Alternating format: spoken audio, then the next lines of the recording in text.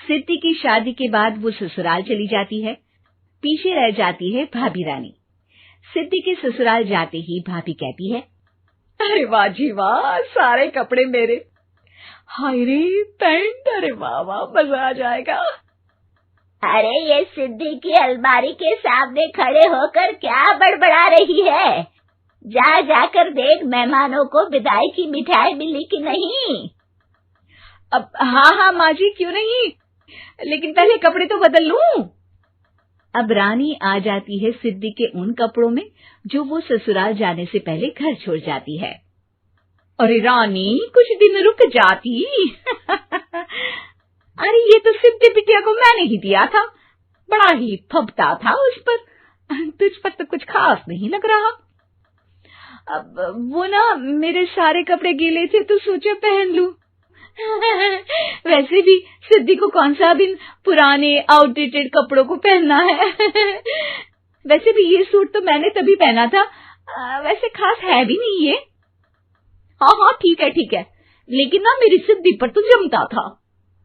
सारे मेहमान चले जाते हैं और सिद्धि ससुराल से मायके पहली बार आती है।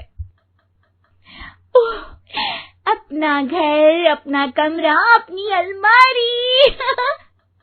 ये बोलकर जैसे ही सिद्धि अलमारी खोलती है तो सामने उसके कपड़ों की जगह कुछ और ही रखा होता है।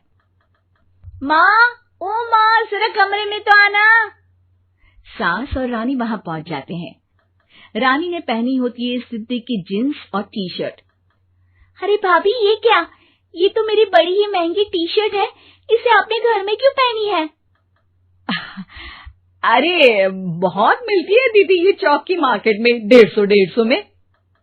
ओ भाभी प्लीज, ये एरोपोस्टल है, 2000 की एक टी शर्ट।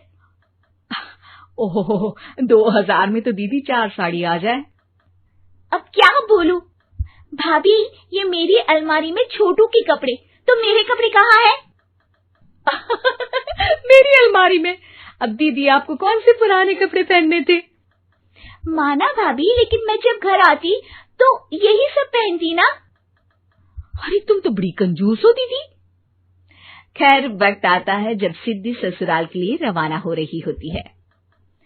अरे रानी, अंदर से सिद्धि का गिफ्ट ले आ, लड़की पहली बार ससुराल से मायके आई है। रानी अंदर जाती है और एक सिंपल सी साड़ी लेकर बाहर आ जाती है। ये लीजिए माँ जी। सास बेटी को गिफ्ट देकर ससुराल भेजती है। अगले दिन रानी एक सुंदर सी साड़ी पहनकर सामने आती है। अरे रानी, ये तो वो साड़ी है जो मैंने सिद्धि को देने के लिए दी थी जब वो ससुराल ले जाती, लेकिन ये तूने कैसे पहन ली? अरे माँ जी, ये साड़ी तो मुझे बहुत पहले से ही पसंद थी, लेकिन चिंता ना करिए, मैंने सिद्धि के लिए भी अच्छी सी साड़ी दी है। हाँ। तभी सिद्धि का फोन आता है। क्या माँ, कुछ अच्छा तो दिया होता ससुराल ले जाने के लिए। अरे पहले दिखा दिया होता। ये चमकते हुए पैकेट में नौकरानी वाली साड़ी मत दिया करो माँ। अरे बेटे, वो तेरी भाभी ने ना गलती से उससे पैकेट बदल गया। हाँ, मैं कल ही तेरे भाई के हाथ से तेरा वाला पैकेट भेज दूंगी। अरे रहने दो माँ, आई एम श्योर भाभी ने अभी वही साड़ी पहनी होगी जो तुमने मेरे लिए रखी थी। तुम तो समझ नहीं पाई उनको। खैर छोड़ो, मैं ज्यादा बोलती अच्छी नहीं लगती, रहने दो, आपको उन्हीं के साथ रहना है, फिर बात करेंगे। सास को रानी पर गुस्सा आ जाता है। वो उसके कमरे में जाती है जहाँ वो शादी का एल्बम देख रही होती है। रानी, मार्केट जाकर एक ऐसी ही साड़ी लेकर आ, कल प्रतीक जाकर सिद्धि के घर दे आएगा। अरे क्यों माँ जी, कितनी साड़ी देनी है दीदी को? यहाँ कोई सेल लगी है क्या? अरे चुप कर, मेरे बेटी के हिस्से की साड़ी खुद पहन ली, अब ज्यादा ज्ञान बांट रही है। एक दिन सिद्धि का फोन आता है। माँ, मेरी सास ने आप सबको खाने पर बुलाया है। सारे लोग सिद्धि के ससुराल पहुँचते हैं। खाना खाकर वो लोग निकल रहे होते हैं कि सिद्धि की सास सभी को गिफ्ट देती है। अरे बहन जी, बेटी के घर का खाना खा लिया, यही बहुत है जो आप ऊपर से गिफ्ट भी दे रही है। अरे बहन जी, आप भी कहाँ इन बातों पर विश्वास कर रही हैं।